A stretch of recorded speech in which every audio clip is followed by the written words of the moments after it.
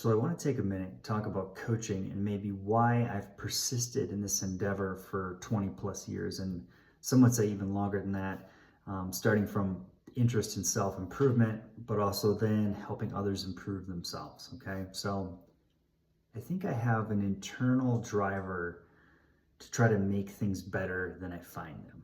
Right. So coaching, fitness, health, athletic improvement, completion, competition, goal attainment, all those things kind of fit in that box of improving or, beautifying or accomplishing something. And it starts with myself. I think for me, I try to see optimization. I try to see ways I can, make things better, improve on things.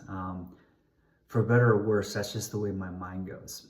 It can be harnessed in a good way or in some negative ways. Okay. Like if I get something, I attain something, possession of it, I'm probably going to try to make it better. I'm going to try to improve it. This could be a car, a vehicle. This could be some sort of fitness equipment. I mean, you name it. I'm probably going to try to make it better. Heck, even some item of clothing I think I can modify and make better, I'll probably do that. That's just how my brain's wired. Okay. That's kind of how my creativity works. With fitness, I see people as projects, okay, but also as potential, like immense potential, right? We're all human beings, speaking to you as a human being. And I think when somebody says, hey, I'm into this, I want to make these improvements, gets me excited, okay? Because then the gears start turning. I can think about how I can help you improve things, but also beautify your life, okay? Enhance your lifestyle. Make choices and decisions to live the way you want to live, okay? To define yourself by your existence. So this is probably the main reason I've persisted, but also what I'm most interested in helping you, okay? And it's not in being what I want you to be or having some ideal. It's really for you to have that conversation, for us to talk about what makes you excited and interested in being alive. We're talking about sans consumerism, not money, anything that, keeps you secure, but like what interests you about living? What gets you excited about being alive and experiencing life on a day-to-day basis? Like really thinking, looking, speaking to your within to kind of come up with that answer. Not trying to tell someone what you think they want to hear or what you think the best thing to say is, but like what truly matters to you. And so once I can get you excited, or once you can show me that you're excited, we can go from there. But if this is just something you think you need to do, or you think it needs to be part of your day, or what have you, or maybe it's like the only time you're really self-aware is when you're in a workout, with me, working on this thing together, we're probably not going to make any results, and that time's probably never going to be enough, right? We're going to always need more of it and more of it, more of it to keep the momentum going for you. And so it really is a process of having frequent conversations, but also just having it on your mind all the time, this idea of improvement.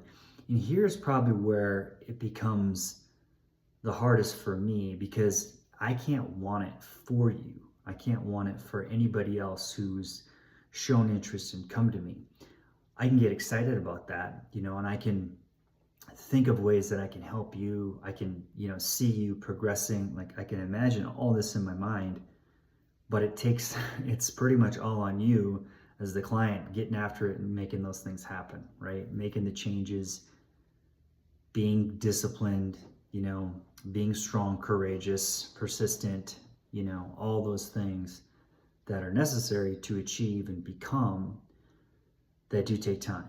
So I think it's finding that balance. Like for me, when I'm working with someone that I would call like a perfect client, is somebody who is super engaged when we're together working, also really curious, maybe thinks about things outside of the time that we're together, okay?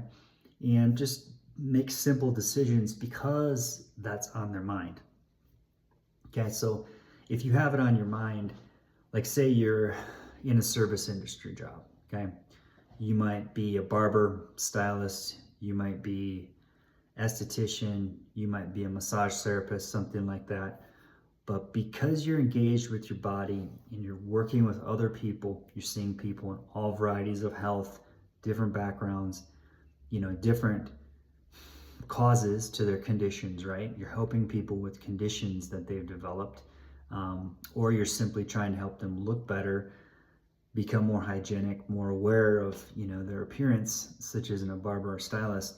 But you have these relationships with people over time. So you see change, or you see, you can see people change for a positive, maybe for a negative. People talk about the same things. Maybe they drag their feet on issues, or maybe they act interested in something because you're interested in it, So you see all this in human nature. And I think if you are that person, you have influence, and you're trying to make people healthier, make people more aware, just more interested maybe, in their life and trying to define their lifestyle. That when you're working with someone like me, you're a practitioner, okay? I'm a practitioner, I may serve a role in your life. You're more aware of things. You're more aware of your nutrition, supplementation, your movement, how it makes you feel, okay? Your energy, because you're working with people, so you're giving a lot of energy. Maybe you're receiving a lot of lower energy, right? So you've got to get some from other areas. You need to get fresh air. You need to eat really good food. You need to exercise, okay? You need to take care of yourself.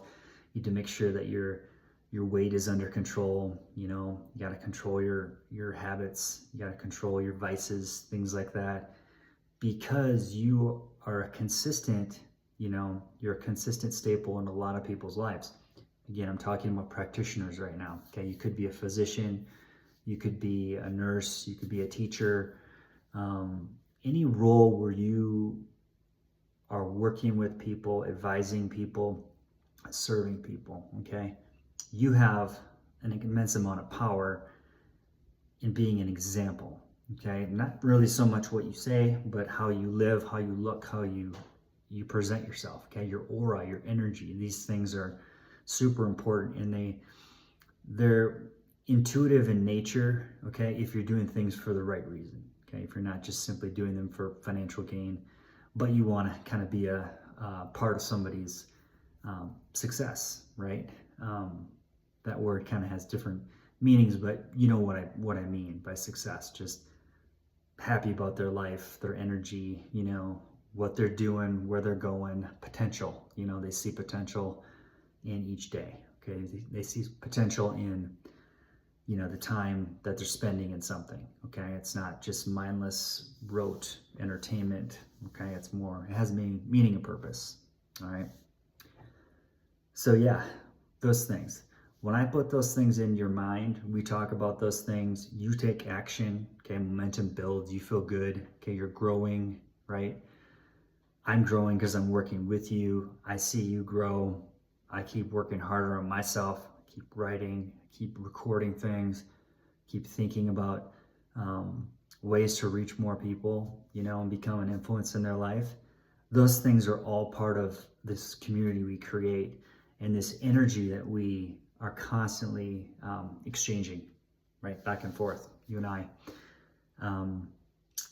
Again, that role, I've defined it in a very limited way, but it could be anyone. I mean, you could be the cool aunt or uncle, right, who is doing things, and you're inspiring people, yeah, you could be a parent, just making tough decisions, making some sacrifices, and also representing something, to your children, to your kids' friends, to nieces and nephews, anybody, again, who is kind of knows you and kind of sees you doing things, or sees you as something, that maybe is different, or maybe it just is, it's inspiring, right, to them, because I remember being little and having idols, or maybe creating like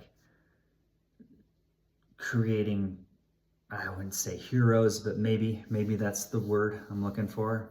People to look up for, maybe look up to, and maybe live life kind of in their shadow, right? Just kind of following the example that they're setting. Some of those things can be kind of dangerous, but again, it stems from this relationship, right? So if it's visceral, if I don't have to look outside to the media, to other ways of getting it, it's kind of what I'm getting at. If I can get it from my immediate, somebody in my circle, somebody in my community, family, that I can reach out and touch, get a hold of, have a conversation with. You practitioners, you people, all of us that work with other people are constantly having this ripple effect. We're exchanging energy constantly. And it's sometimes, I'm going to say it's difficult to be present in that, aware of it. It's easy to forget, okay, because you're maybe low energy. But having those strategies, like taking some time to get a good workout in, taking a hot shower, whatever you need to do as a guy. Maybe you get a fresh shave, good haircut, whatever, whatever it is, you change your state. And from that new state, you feel that energy. You've absorbed some energy. You've created it in your own life, okay? You did your workout. You took a hot shower. You've ate a nutritious meal. You're well hydrated. Now you're ready to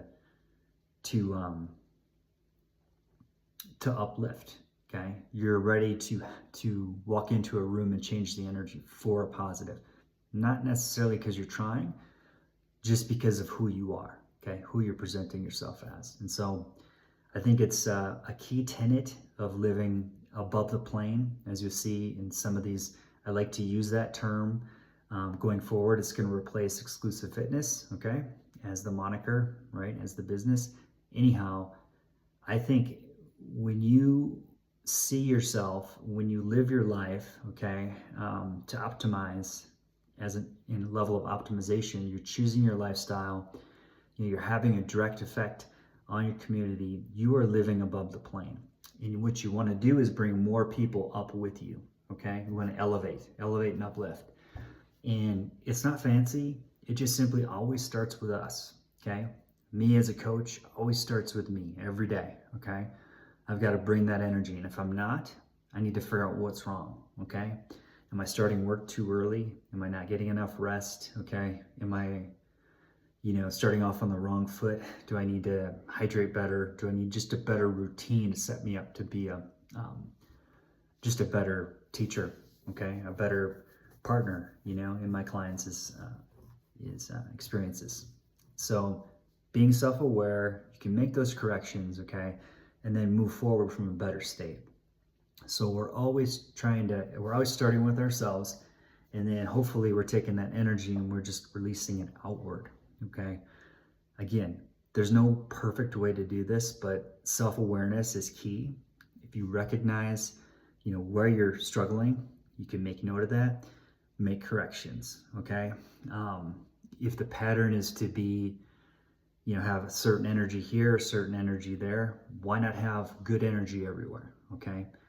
And if you're a person who needs time to restore, regenerate, okay, understand what that is and communicate that to your group, your circle, work it into your work life, okay? Take breaks, take a longer lunch, schedule enough time where you can be more quality focused and less quantity driven. Some of that stuff is just simply routine, easily altered, changed, whatever you want to say. But again, it starts with awareness, okay? And then changing those patterns, okay?